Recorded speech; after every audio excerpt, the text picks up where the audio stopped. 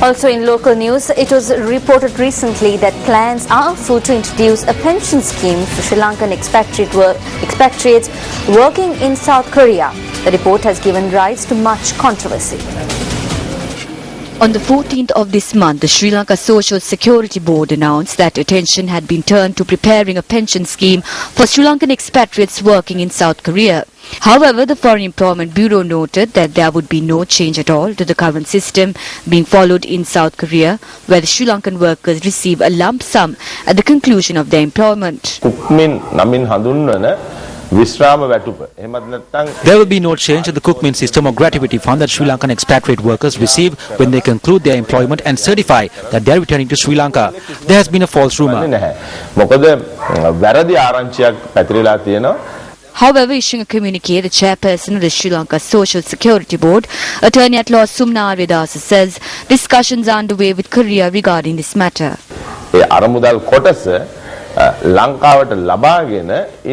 We could get this money to Sri Lanka and make payments to them once they reach 60 years of age or retire, but Korea has not agreed to it yet. We sought the opinions of Sri Lankan expatriate workers in South Korea. If the government is going to take it and then pay it to us in portions after we reach 60, it will be similar to feeding hoppers to crows. The government is attempting to charge an interest on this and make a profit. We do not approve of this.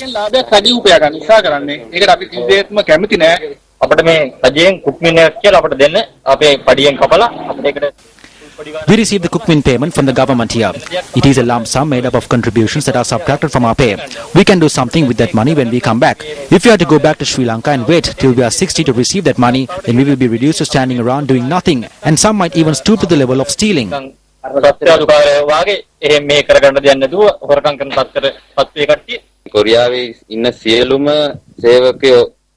All the workers in Korea are against this. Everyone comes back to Sri Lanka with the expectation that they will receive that lump sum of which they have worked very hard for day and night. It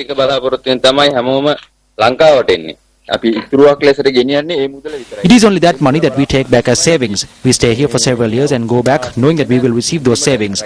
We ask the government not to deprive us of this. However, amid the controversy, the chairperson of the Sri Lanka Social Security Board, Attorney at Law Sumna Vidasa, in a posting on the board's website noted that it is the board's intention to prepare a benefit system for private sector employees. There has been no policy decision at all either by the South Korean or Sri Lankan government to bring that money to Sri Lanka and make payments after the employees reach 60 years of age. Discussions are being held between the Ministry, the Bureau and the Social Security Board to introduce a common pension scheme for Sri Lankan expatriates working abroad.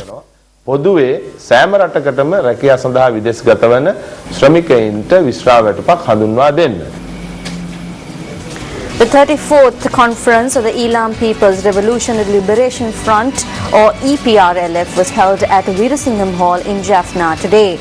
These are some of the views that were expressed during the conference that saw the participation of several leaders and representatives of political parties. The government and the President are working to suppress the rule of the Northern Provincial Council. Thereby, a proposal has been put forward at this conference to establish a Tamil National Council representing all of the northern and eastern provinces to counter the government's activity. Do we call this the Tamil National Council or the National Council for Tamil-speaking people? Or do we call it the National Council for the oppressed? We need to think about that when deciding. We must work as fast as we can to ensure unity in our society. The Tamil National Alliance is carrying out the task of working together on behalf of the Tamil people. If we are to speak for the Tamil-speaking people, then the Muslim people too should join with us. They must come forward for this.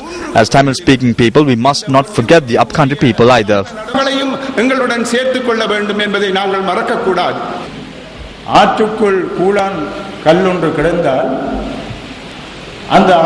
A rock in a river will not absorb the water. That is how we are as constituents of this government. We are together with the government amid various influences. We have never worked alone. Our problem is similar to yours. If we are to receive solutions for this, we must work together. It is with this unity that we have been able to gain something from within the oppressive government in this country. The Tamil people should rise again as the phoenix rises from the ashes. We bow our heads and invite the Tamil people to do this. We accept that we do not have your enthusiasm. That is because there are numerous inabilities on our part. We cannot continue forward with these inabilities. In the Indo-Lanka Accord, the Tamil people were not mentioned. It speaks of the Tamil-speaking people. It says that Tamil-speaking people historically have lived in the northern east. In 1957, the Bandaranaike Chalavanagam Pact was not signed for the Tamil people. It was signed for the Tamil-speaking people. We have come on this journey with several such commitments. In this backdrop, we cannot be satisfied with the country's constitution. It is our stance that it must be changed. But is it right on your part to engage in governance with sections that work in violation of this? The Muslim people are thinking about this. Questions are arising. We are at a point where Muslim leaders must seriously consider these matters.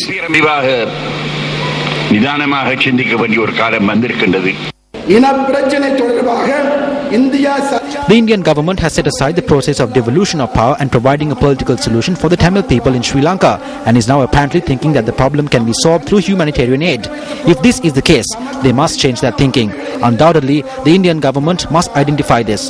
There are instances where development projects for the Tamil people undertaken by the Indian government are being claimed by the government. We must mention this too.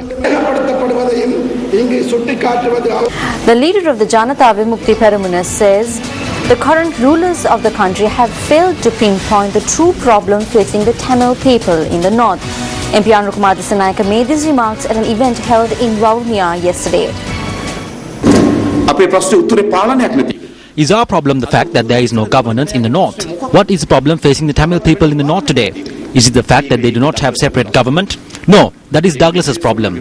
That is a problem faced by the Vigneswarans and Sambandhans. It is not the people's problem.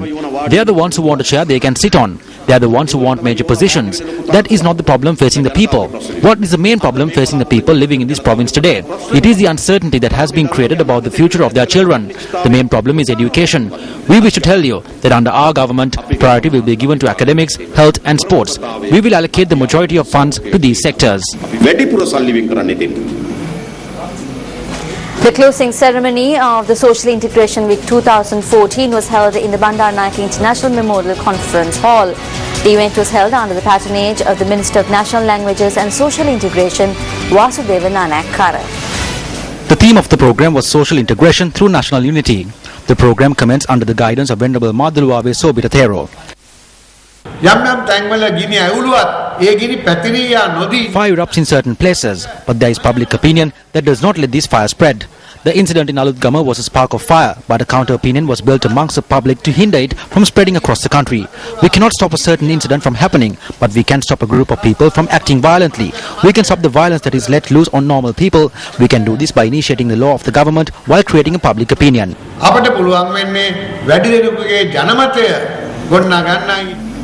The 2014 Colours Night of Gateway College was held last evening at the BMICH in Colombo. The Colours Night 2014, organized to celebrate the achievements and present colours students at the school who have displayed exceptional talent in sports, was graced by a distinguished gathering including pre-eminent sportsmen and women who have done their country proud on the international stage. Former national tennis champion Arjun Fernando, who at present holds a prominent position in Sri Lanka's banking community, was the chief guest at the event.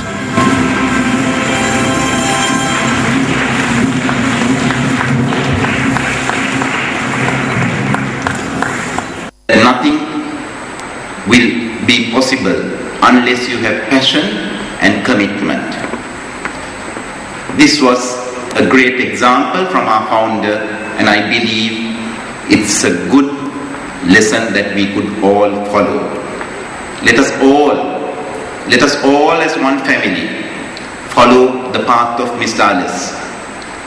Be committed, be dedicated, so that we will produce nothing but the best.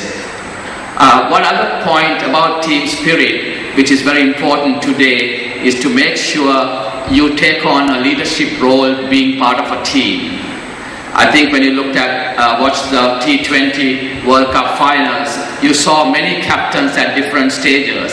So to you, the youngsters, my advice is, whilst in a team sport, whilst you keep the spirit, look for that opportunity to lead at times. Even a captain looks for other members to lead at times.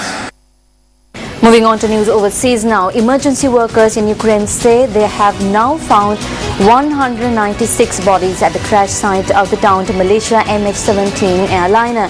Western countries have demanded that Russia put pressure on Ukraine rebels to allow unhindered access to the site of Thursday's crash.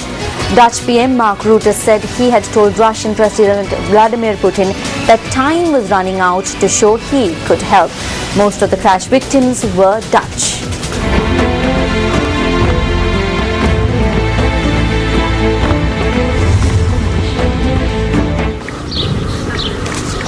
Both Ukraine and the pro-Russian rebels have accused each other of shooting down the Boeing 777, which was flying from Amsterdam to Kuala Lumpur. Flight MH17 was reportedly hit by a missile over rebel-held area in Donetsk region on Thursday. All 298 people on board died. International observers have had their movements around the crash site restricted by pro-Russian militiamen. The US said it was deeply concerned at the limited access to the site.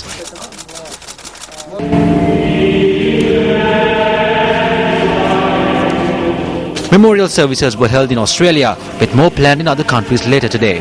Australia's Prime Minister Tony Abbott and his wife Margie Abbott, together with Governor-General Sir Peter Cosgrove and Lady Cosgrove, attended a memorial church service in Sydney today for the passengers and crew of flight MH17.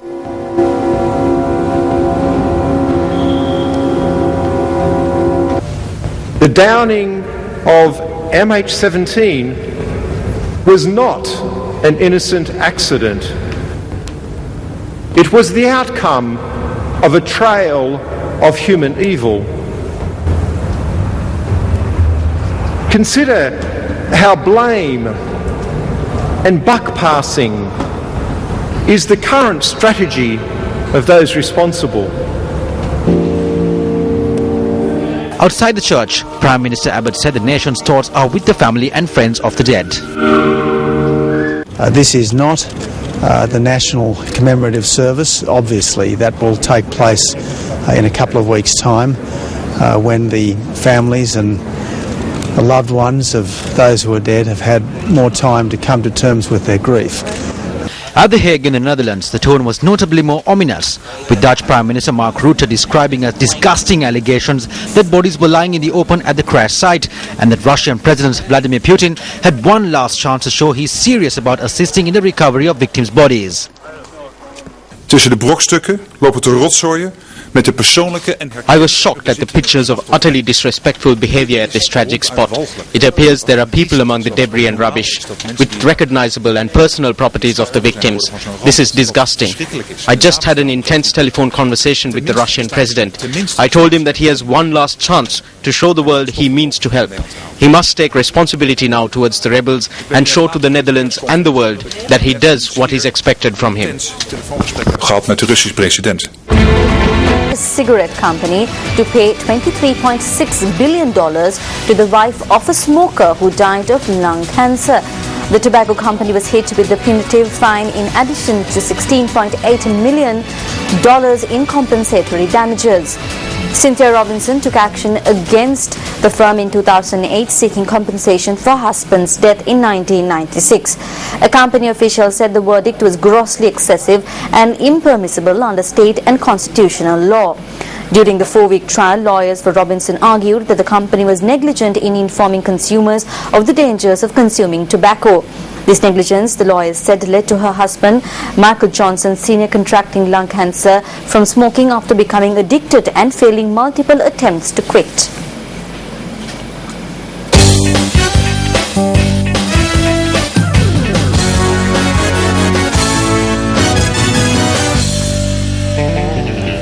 Moving on to sports news now.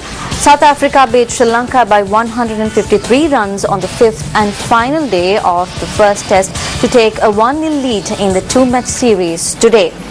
The exceptional Dale Steyn and Mohan Mokel took 4 of the 5 wickets that fell in the morning session to leave Sri Lanka on 161 for 6 at lunch on the final day. The hosts had resumed the day on 110 for 1, but South Africa grabbed an earlier breakthrough when Steyn bowled a perfect length to Kaushal Silva, who managed an edge to wicketkeeper Quinton de Kock to end his innings on 38 and the second wicket stand of 114 for Kumar Sangakkara.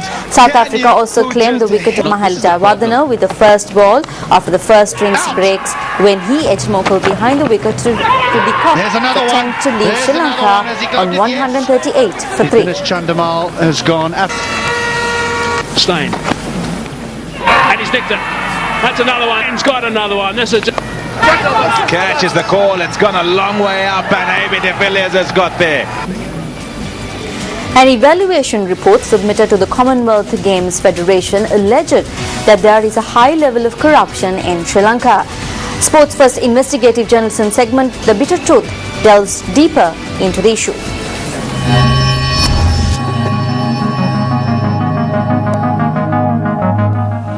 Attention has been turned towards the relocation of the headquarters of the Commonwealth Games Federation, currently located in London, in order to reap economic benefits. Evaluations conducted on prospective host countries have cited Sri Lanka as being unfit for the purpose. The evaluation of Sri Lanka cites security concerns and corruption as the main causes. The evaluation places Sri Lanka among the red category of most corrupt nations.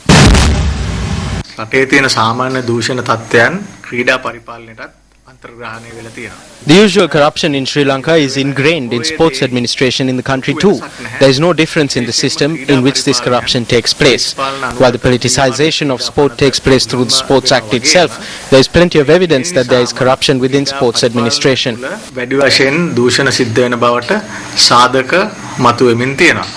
However, the National Olympic Committee refuses to accept Sri Lanka's classification as a country with high levels of corruption.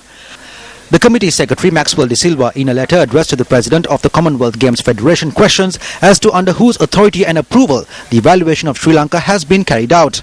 He also notes in his letter that Sri Lanka has not put itself forward officially as a possible candidate country for hosting the CGF headquarters.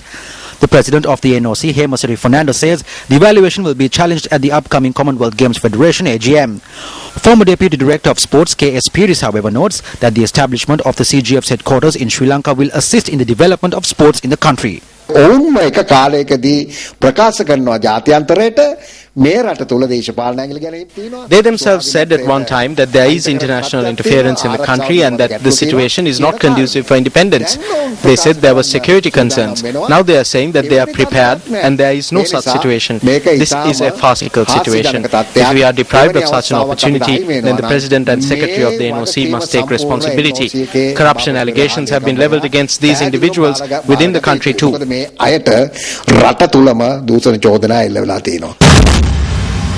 If the reputation of the country being belittled internationally is to be prevented, shouldn't measures be taken beyond preserving the integrity of sport to preserve the integrity of the country as a whole?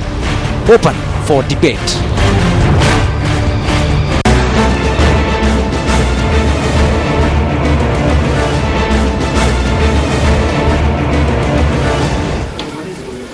Well, that's a wrap from the Newsfirst team for tonight. Thank you very much for joining us. I'm Arundhati Mudanayaka. Have a great week ahead of you. Good night.